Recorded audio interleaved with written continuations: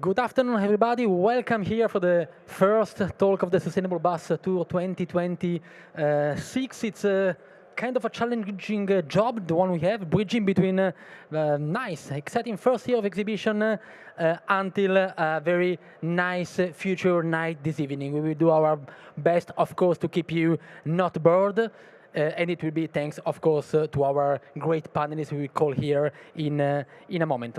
My name is Riccardo Schiavo. I'm from the Sustainable Bus media platform, and since 8 years, we try to keep a spotlight on the innovation, on the evolution, on the processes who are shaping the public transport sector, which is a sector, and we should be very proud about it, who is really at the forefront of innovation in the last years.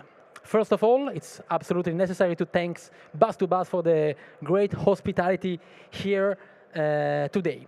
Introducing the topic of this session, we have seen, everybody has seen in the last few years, the European city bus market making incredible progress toward zero emission. Now it's 50% of the new registration in city buses are zero emission vehicles, which should be really considered a standard choice when it comes to class 1 vehicle. But we see now the transition is moving to a more challenging, a more complex environment, the one of Intercity, and as a further step, the coach segment.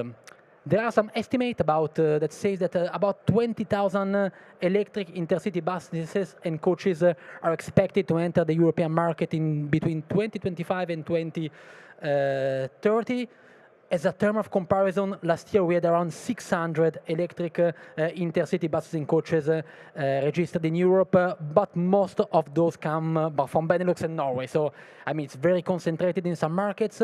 It's not yet, of course, a mature market. So the topic we're gonna address today are quite many. I mean, our current electric platform ready for long distance duty cycle, which technology will be taking the lion's share? Is the charging infrastructure availability more a barrier or possibly an enabler of the transition? And crucially, which are the economics associated to this process?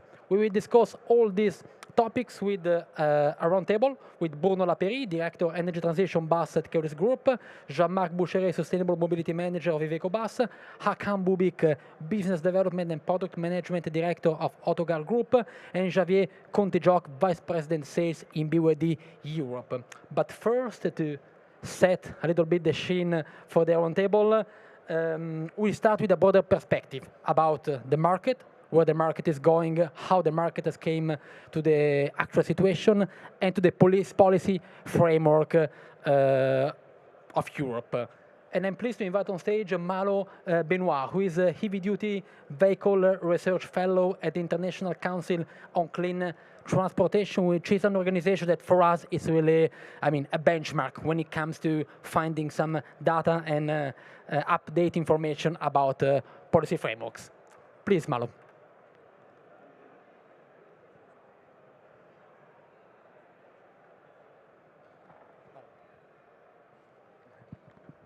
Thank you. Can you hear me now? Okay, perfect. Thank you very much, Riccardo, for the introduction. I'm very pleased to be here. So, as you said, my name is Malo Benoit. I work at the International Council on Clean Transportation. And today I'm going to bring you on a tour from city buses to intercity buses and coaches. I'm going to give you an overview of what are the market trends, where do the markets stand in terms of electrification, decarbonization, and what is the policy frameworks that the European Union put in place to decarbonate this transport. So first, I want to give you a quick update on where is the market. The big numbers, the data. So last year in 2025, the European Union have seen almost 40,000 units sold as passenger vehicle, heavy-duty passenger vehicles, so either urban buses, intercity buses, or coaches, within which 25%, so 1 vehicle out of 4, were zero emission, mainly electric. I will come back to that in a second, coming from a barely 1% market share in 2017. So it's a huge increase. And what is very interesting to notice as well is that the market has more than recovered from the COVID crisis. We have reached level above 2017 to 2019 level. But this big picture, sorry, hide a lot of inequalities across segments and across countries. So first, if we look across segments, we can see that for urban buses, 54% of the registration were fully electric in Q4 2025. The transition is already done for this sector, so I will go very quickly on this topic, and we'll try to put more effort on the coaches side. For the coaches side, the acceleration of the transition is starting to happen, but so far we are still at 9% of coaches registered in the EU fully electric, 1% fuel cell. So this is where the effort have to be. Now we discuss the segment inequalities, but there are as well countries inequalities. All countries of the European Union are not at the same pace. What is very interesting to notice is that we can see that 11 countries have above 80% of electrification in their fleet. And it's not only a Western European stories. We can see that, of course, we have some Western European leading the market, but we also have some Eastern European or Northern European. These inequalities are very important to notice. And now I just want to take a step back to compare the European market to the market that is dominating the transition, the Chinese market. Oh, wow, sorry for the quality. So on the left, I don't know if you can see well, it's the urban buses sell between China in red and Europe in blue. In China, the market is already done for urban buses. It's at saturation. 99% of the market is already fully electric or fuel cell vehicle. In Europe, we can see the market accelerating pretty quickly. We are at 57, so the number is a little bit different from the previous slide. This one is for the full year 2025, while before it was for Q4 2025. So for the full year 2025, we can see that the electrification is at 57% of the market in Europe for urban buses. We can estimate that in a few years, we will have the same numbers as the Chinese market. On the left, we have the coaches and interurban buses, which is the topic of today and where we need to put some effort. We can see that both markets are really early in the transition. Europe is at 4%, China is at 10%. Nothing is decided yet. There is no clear winner. There is no industrial that is taking all the marketplace, etc. A lot of things have to be done. Now, if we delve a little more in the topic, we can look at how both markets are structured around industrial ecosystem. In Europe, we used to, during a long time, have big players, Mercedes, Volvo trucks, etc., that were dominating all the sales. Now, with electrification, it's changing a little bit.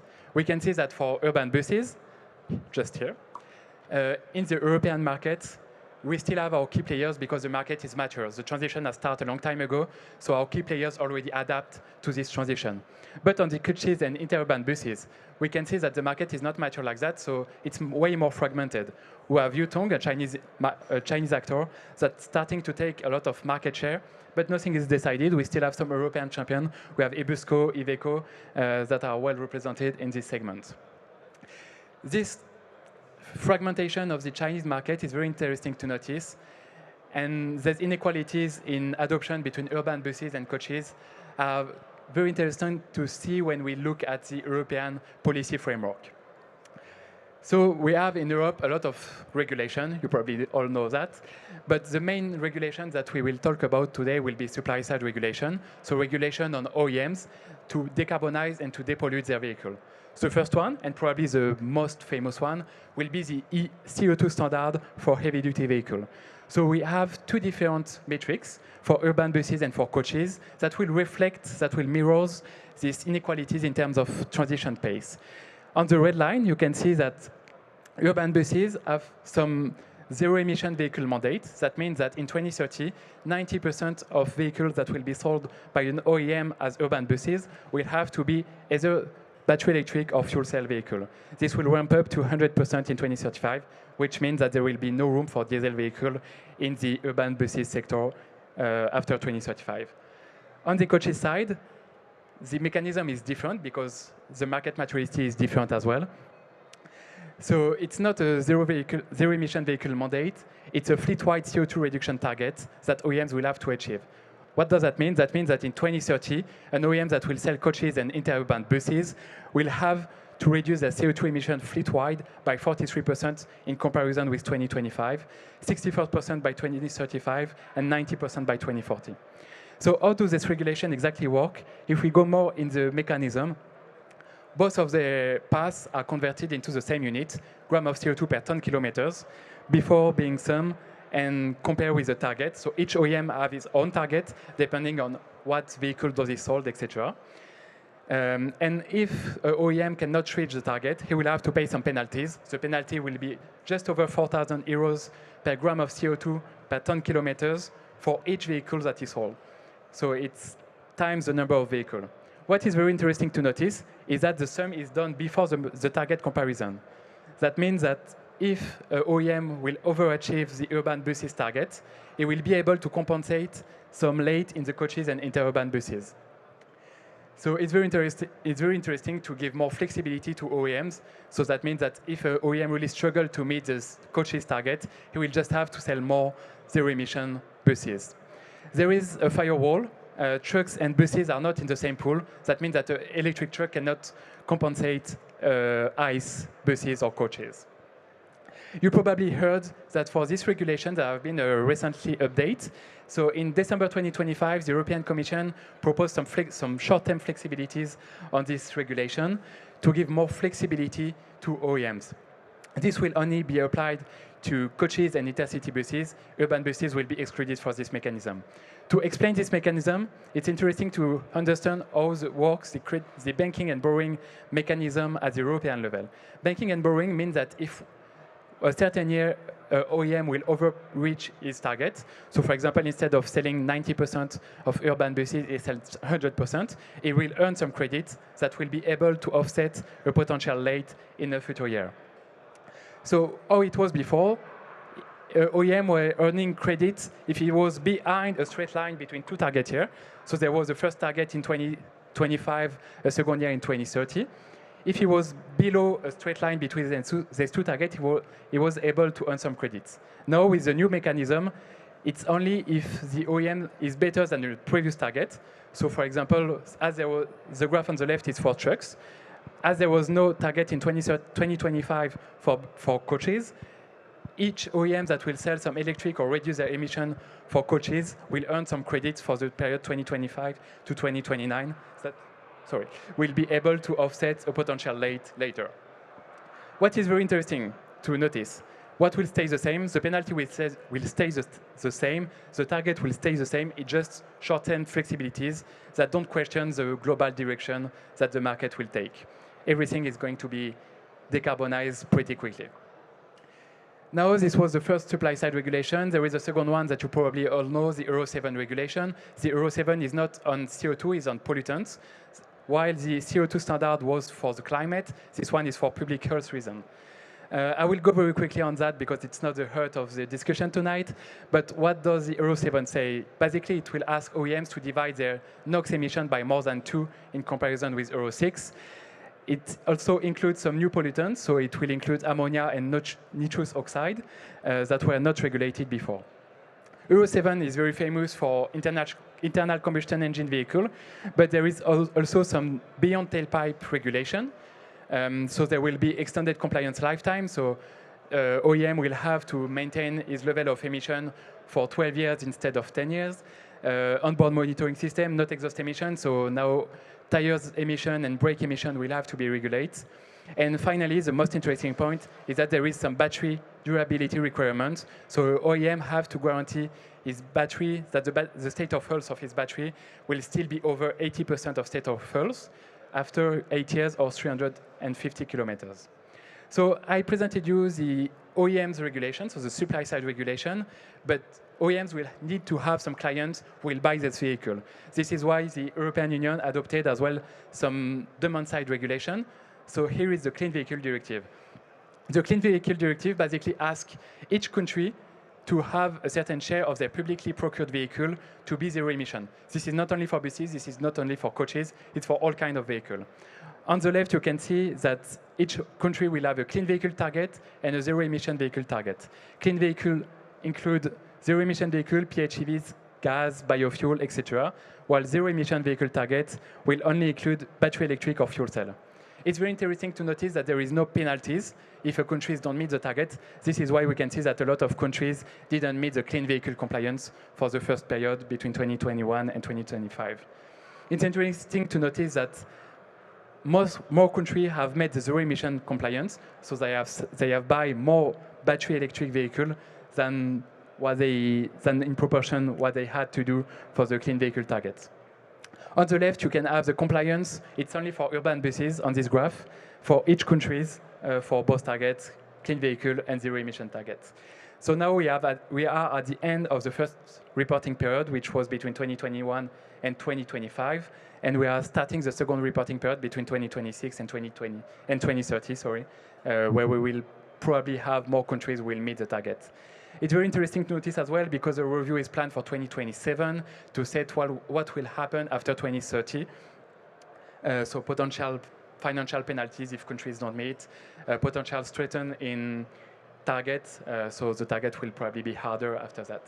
So I think I try to give you a good overview of everything that is happening in the European market, in terms of market, where does the market stand, and how the European Union build a comprehensive framework, policy framework, to drive this adoption and to drive this creation of zero-emission vehicle. So now I will hand off to the panel, but if you have any question, I will be more than happy to answer them.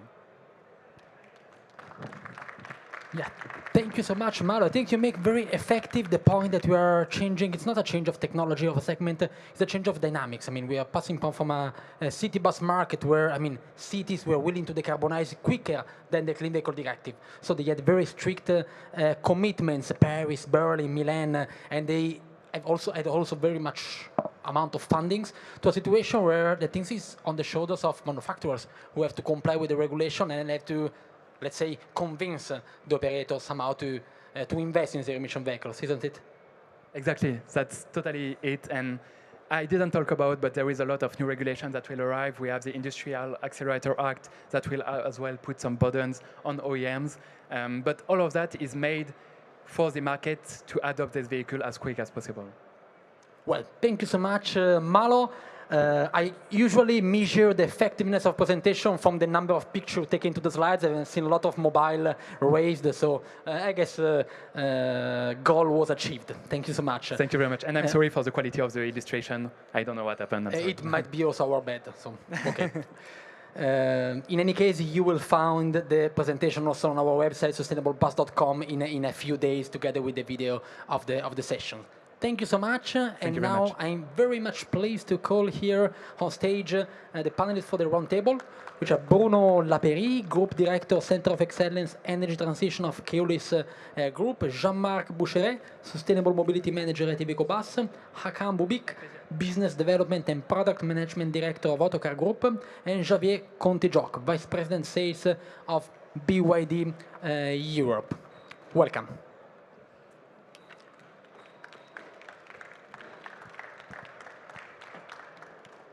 Well, I'm starting from the operator, so from Bruno Lapeyrie, KEOLIS Group, global public transport operator. So Bruno, you are bringing here the perspective, indeed, of the use of the customer, which is quite a precious insight. So I will start asking you which trends you see in the markets you are operating. At what extent you see, I mean, PTA willing to decarbonize suburban rural services compared to urban operations. So which is your view of the market, of the specificities of the markets you are operating?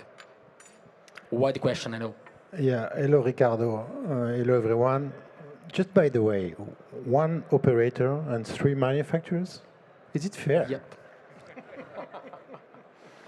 We will do, I don't next know. time we will do keep the contrary. Keep that for later. Keep that for later, okay. Yeah, KEOLIS, we are in 13 countries, 24,000 buses and coaches, so we have a view of a part of the global market. And I would say that electromobility for Intercity or suburban, because it's not the same, is a marker of a maturity of a market, in fact. And why? It's very simple. It's because it's much more easier to electrify urban services than suburban and intercity services. So, and we start with the most easy to make, to implement. And the second reason is that so far we didn't have much offer for electric coaches on the market, and now we have plenty of offers thanks to these guys. Okay, thank you very much. Wow. So it's a marker. It's very mature in Northern Europe for many reasons. it is starting in Australia, it's ongoing in the US. It used to begin in the US. I don't know how to say that. There is a stop in the US. Northern Europe and Southern Europe, it's in the middle. It's in the middle. What is interesting when you talk about electrifying non-urban services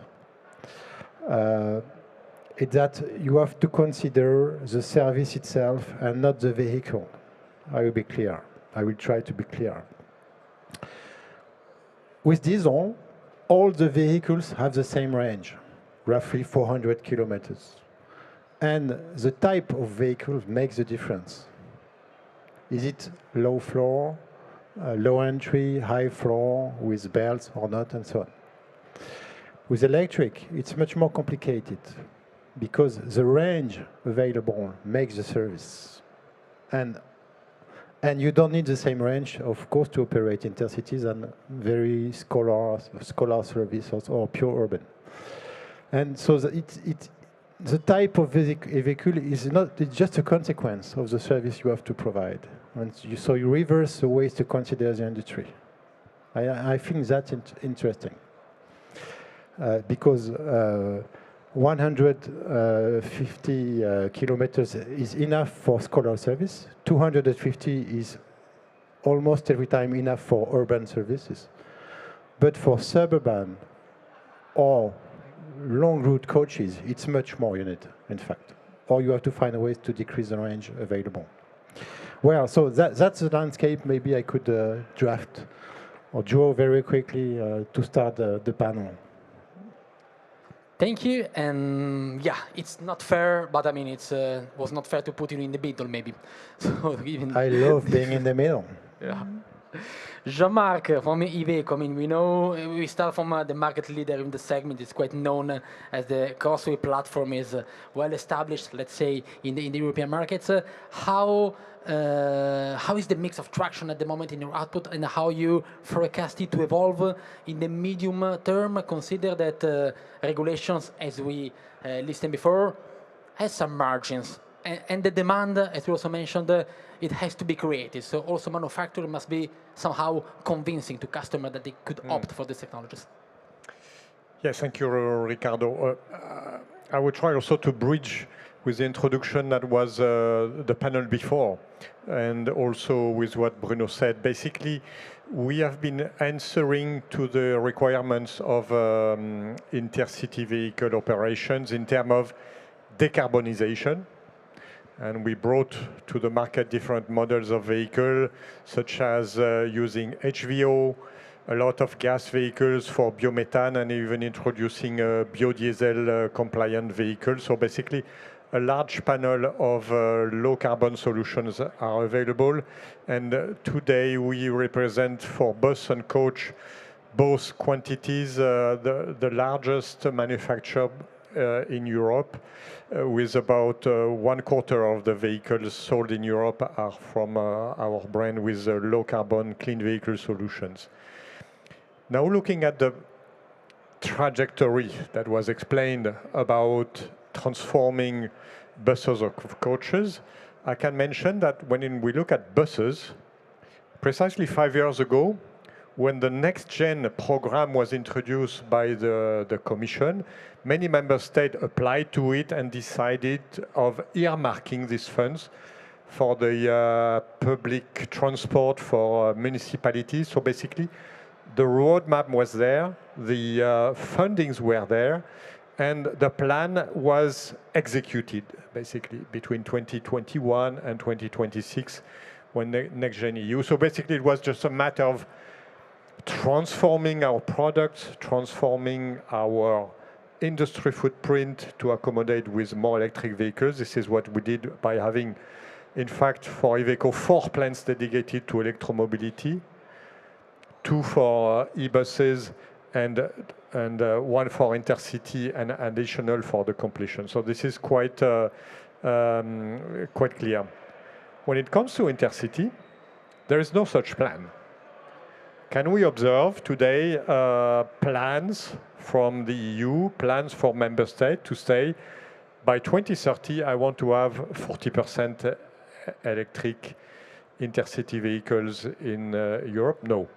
So it means it's a task that we have to do. It's a joint journey together with the private operators and the public operators. So that's, for me, the introduction to, after having a first generation of low carbon products with the renewable fuels, to introduce the electromobility like we did on the Crossway, on the low entry and the normal floor. So the vehicles are available, and come to our booth to have a look. Great. So we are mentioning the topic of funding. I mean, in the last few years, fundings that have been helping a lot transition in the city bus market to zero emission. Now the wave of the next generation EU is over. In a few months will be, of course, over. And I would like to ask to Javier Contijoch from BYD, from the perspective of BYD, which is a manufacturer that is focusing, of course, only on zero-emission vehicles. Which other business model could be adopted to enable the transition, not being so tied to the subsidies for the purchase upfront of the vehicle? So which other kind of business model could be useful in your perspective? That is a very interesting question, because everybody knows that the funding eventually will disappear. But any subsidy, it's just to promote the business, but then it goes away. So acquisition cost of electric vehicles are always much higher than acquisition cost of diesel vehicles. So that means that the budgets of the cities, the budgets of the small companies or operators are going to put under stress. And the trend would be to say, okay, I'll go hybrid, or I go gas, or I'll try to bypass that. So we see some light in terms of subsidies, short term coming. Like in Germany, I think there's a potential subsidy for any type of electric vehicle, I mean bus, whether it is city or non-city. Meanwhile, what we believe that the solution is to go leasing. I mean, if you put on one arm of the scale the cost of electricity of an electric bus and the maintenance cost, which is much lower than a diesel, and the leasing fee, and then you put on the other side of the scale the cost of the diesel fuel and the maintenance, it might very well happen that they balance. If that is the case, leasing is the optimal choice, because the customers don't need to pay or acquire the bus. It's okay, it's leased. Now, this makes sense with long-term leasing plans, which is okay nowadays, because some manufacturers we are offering 15 years for the battery. So electric bus is like a train. You don't change the trains every 10 years. They run for 25 years. I'm not thinking of 25 years for an electric bus. But keeping them for a long time is good, because then you can amortize, and the leasing fee is smaller. So that means that they don't need to pay for the bus, cash upfront. The other solution, but this is a little bit more long-term, is once we know what is going to be the resale value of an electric bus, which we don't know, and everybody is extremely conservative, we put very small resale value, maybe 10%, 8%, I don't know, depends. No? Once we know that the resale value is going to be higher, then we can consider second life or second lease lives. So you lease a vehicle now, 5 years, 6 years, 7 years, then you get it back and you put it in the second-hand market and lease it again. So that means that uses the full life of the vehicle, 10, 12, 13, 15 years, doesn't matter, and it is a very affordable option for anybody without having to resort to subsidies. So short-term, long stay of the bus in their fleet and lease. Maybe mid-term, we will be able to make shorter leases, one after the other. So that's the only way we see nowadays for the potential lack of subsidies and to enforce this technology, because it's a big segment. Intercities and coaches are huge in terms of segment, so we have to go there. It's bigger than the city buses. So and the money will run out. So we have to do something like this. That's our opinion. Yes, indeed. I mean, the city bus market in Europe is around 14,000 units per year. Putting together just the Intercity is kind of same, 10, 11, and then the coach market. Yeah, thanks for bringing the topic also of economics into the discussion. As I mean, it's a dramatic change for a sector which is very much linked, specifically in some markets like Italy, Germany, to the purchase upfront of the vehicle and having it as a public, let's say, asset. Okay, let's get to OTOKAR with Hakan Bubik. I would ask you to bring us inside the factories of OTOKAR. So let's see which is your strategy in the Intercity segment, which technology you see at the moment as feasible, which bridge, which are you see on the rise as a more medium long-term perspective. Okay. So first of all, I would like to thank BUS2BUS organization and Sustainable Bus for giving this opportunity for me today to represent my company OTOKAR. OTOKAR is the only company in the European market which offers the wide range of intercity vehicle products and models in the market, starting from 7.1 meter till 13 meters. In midi and midi segment, our Navigo available in 4 different lengths, both for school bus and intercity usage. And then Vectio with right-hand drive option as well. And then comes Terito starting from 10.8 meter, 12 meter and 13 meter, where all the alternative fuel are as an option available: diesel, hybrid, electric, and CNG. I totally agree to my colleague about naming this situation as a joint journey between the operators and the manufacturers and also the service industry in this market. And from our perspective, in this joint journey, like OTOKAR, we manufacturers are almost ready for this translation in terms of the product variety. But as my colleague also explained, it is more challenging for the operators and especially small operators who are using multi-purpose vehicles in the intercity segment. For instance, running the school bus and regular lines in the same fleet, or even in the same day, or even one and after in the same schedule, running and after each other. That means the question and the challenge is, from my point of view, more on the operator side, on which execution and on which range requirement they have to decide when they are making their fleet optimization. As you said, a school bus is running 125 kilometers, and compared to an interurban bus, needs less battery capacity. And the price of the vehicle is changing when it comes to the leasing calculations and buyback calculations, as you said.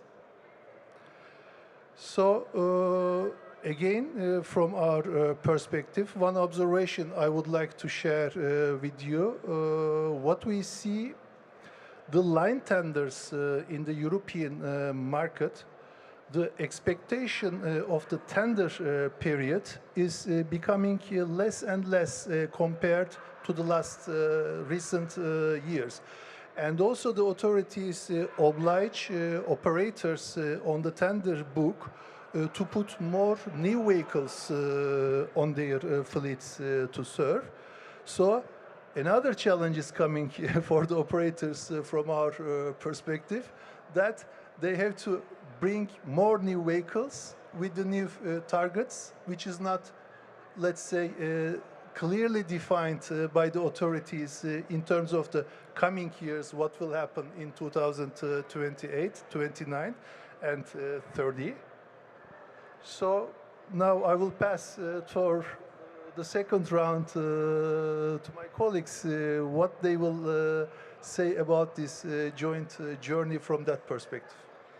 Thank you so much, Hakan, also for bringing the topic of, operators who are, not all the operators, KEOLIS, the Arriva, the Deutsche Bahn. It's, the Intercity market is made of many small to medium companies who have mixed service profiles, so school bus, annual services, and many applications. Exactly. And this is quite a challenging job to switch into a product which is less flexible, maybe somebody would think, compared to a traditional vehicle.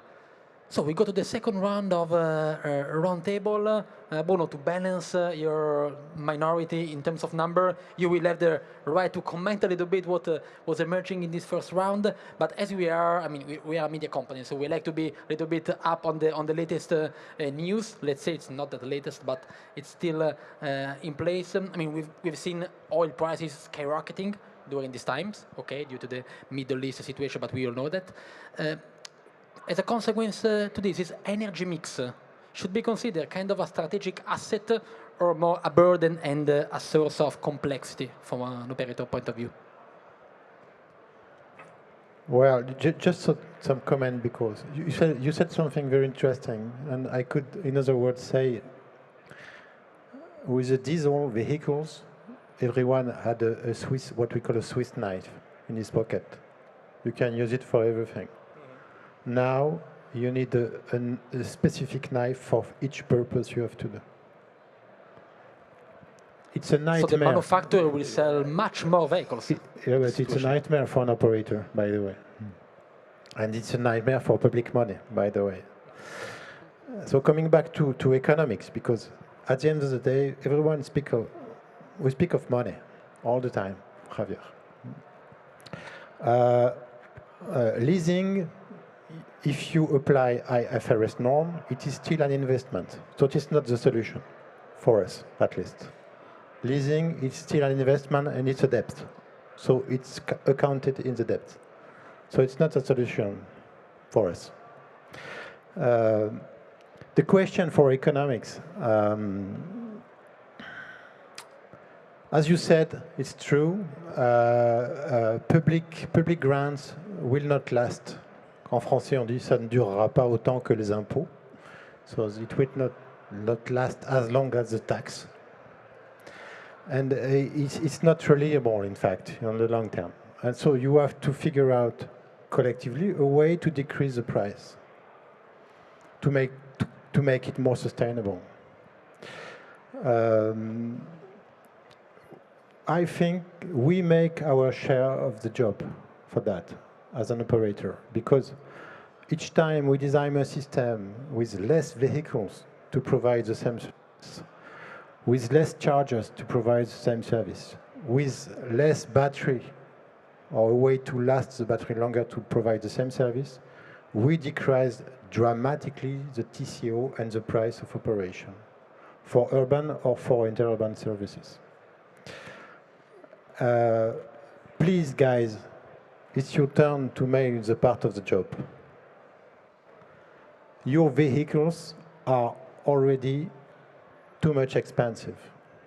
Your margins are too high. I love to provoke it. Your margins are too high. You told me just before. I'm joking. And there is regarding the price and the TCO, there is a silent revolution that is ongoing today, and it's not so visible, but we are very quickly changing the scheme. We used to have in Europe 2 NMC batteries, 8 years, so 2 batteries for 16 years, NMC, and you have to change the battery after 8 years. It's 150,000 euros for one battery, okay, for the packs. And we are now starting to have 1 LFP battery for 15 years. You don't have to change it. This is a major disruption in the industry. And this is a very good example to decrease the price of operation and to make it more sustainable. We have to be together the champion of affordable and sustainable e-mobility at the right price. At least we have a good news then.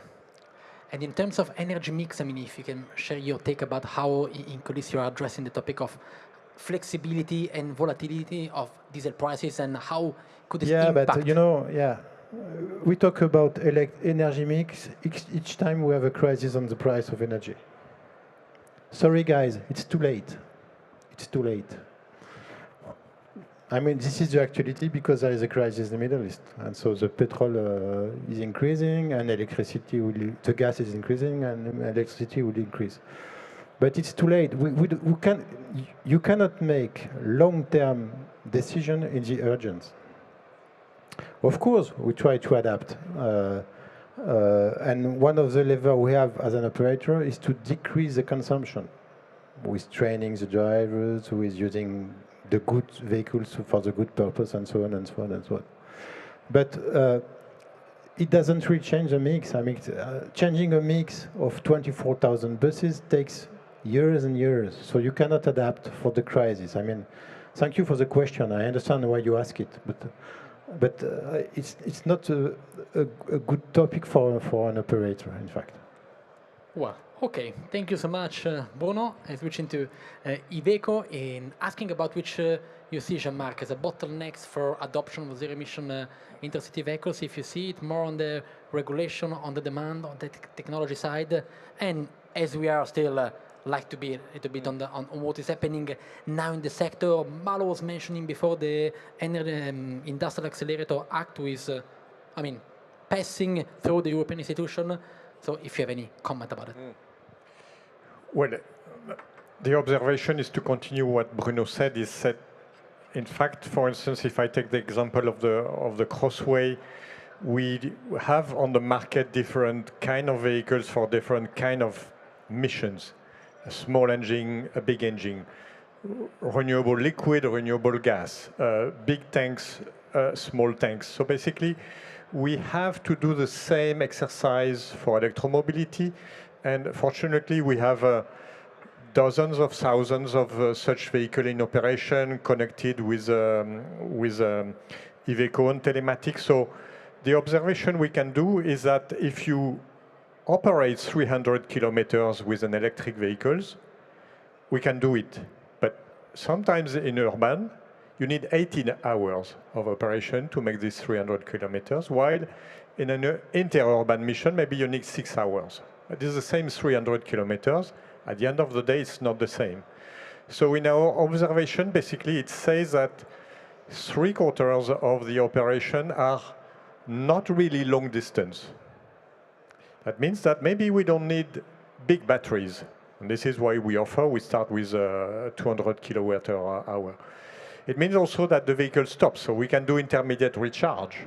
So it's a double benefit that we can make vehicle smaller, lighter, more capacity, more affordable. The second observation, when you compare north of Scandinavia and south of Iberica, is that we've got half of the missions are confronted to cold winters. And we know in electromobility, the cold season is in fact the most complicated period because you've got to heat up the vehicle. Unlike a truck or unlike an electric car, you need to heat up the 40, 60, 100 passengers. So this is the weak point. So this is why we've got to be quite smart about like the heating, implementing the heat pump, implementing the preconditioning. So basically, we can map the European landscape per mission, and we can propose the right definition together with energy mobility solutions, with Federica here, to tailor-made which vehicle is in fact the right one that is going to replace the one in operation. And maybe we will propose a different kind of operation that suits better the need of what can be done. Can we make more kilometers by using the vehicle differently? What will the vehicle do during the weekend after the regular scheduled service? So this is basically the added value we bring to the market to make the change from conventional to electromobility. Great. Let's pass to the technological topic with the BYD. I mean, we have been mentioning a lot about how the transition in the Intercity segment is much more on the offer side. So manufacturer has to somehow convince the operator to have a product fit in that segment. Charging infrastructure is a huge topic, okay? Requirements for Intercity are much severe. So how is BYD technology standing in this scenario, and how is megawatt charging gonna be hopefully an enabler for that? To which conditions? Okay, thank you for the question. Now I need to talk about my company. I hope that you guys don't matter. Okay, so Intercity, I think that it's a great opportunity in terms of volume. It was a close market, because the range was a major factor for customers going into electric. But now I would say the glass ceiling has been broken. There are vehicles that do close to 700 kilometers with one charge, and that is perfect for expanding the Intercity routes from the previous 20% that we could do because they were less than 300. We can probably go all the way to 50%. By increasing this all the way to 600, 700 kilometers range. Okay, this is short, of course. Then you need to take a little bit because of the heating and the speed. So this is an enabler, a big one.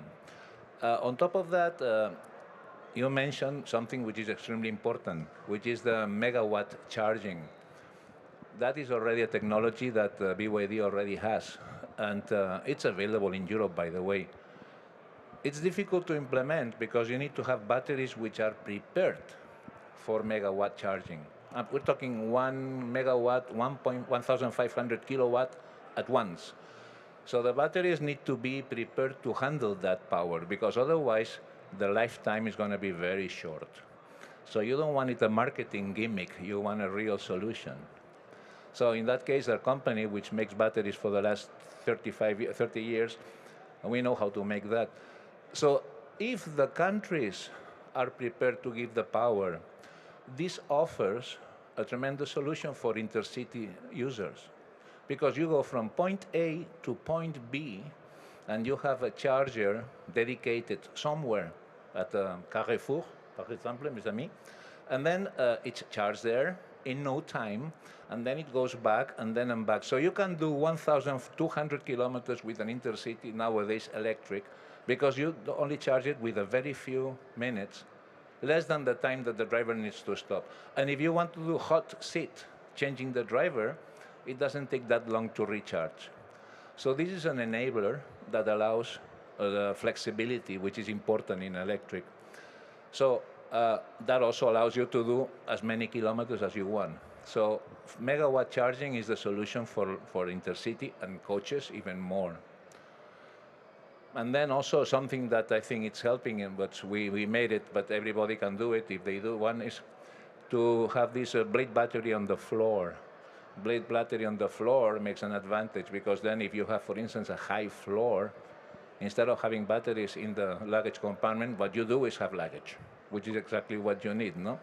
So that also helps in terms of user-friendliness. But again, one last thing that helps is that the consumption is the big battlefield. The battlefield is not the battery. Everybody can put 800 kilowatt hours, 900, 1,000, no passengers. But you can put whatever you want, as long as it's below 19.5 tons. The thing is to reduce the consumption by playing with the electronic components of the bus. And some companies, we manage, for instance, to reduce almost around between 25 and 30% the consumption.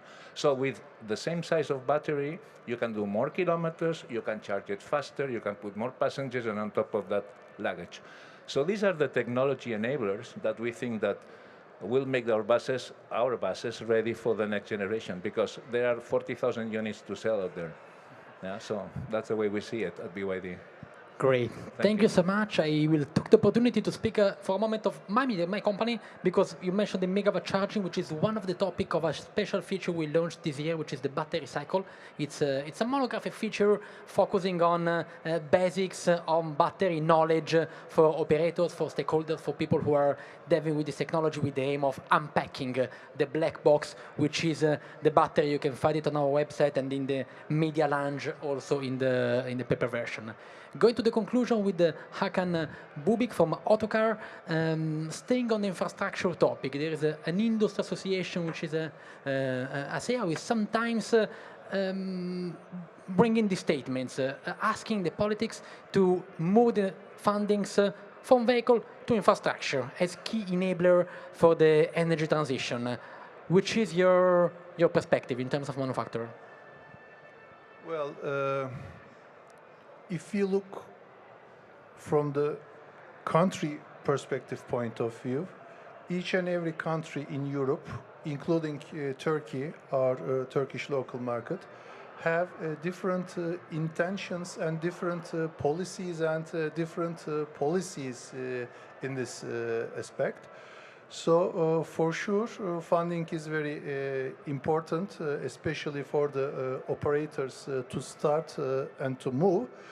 But this is again a joint journey from our perspective, that manufacturers, associations, and also the operators and authorities should come together and try to, let's say, persuade the decision makers, the politics for the win-win-win-win situation, so that all parties win at the end.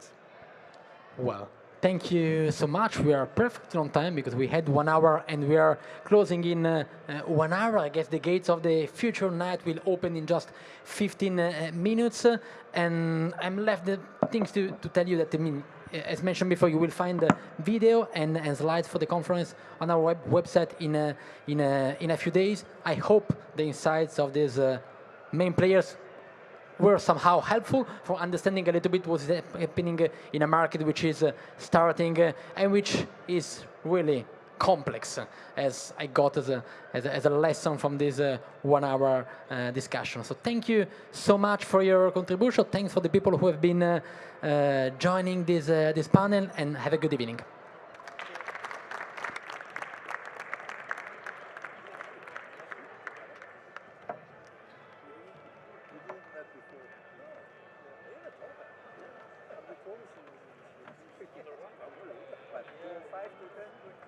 Wow.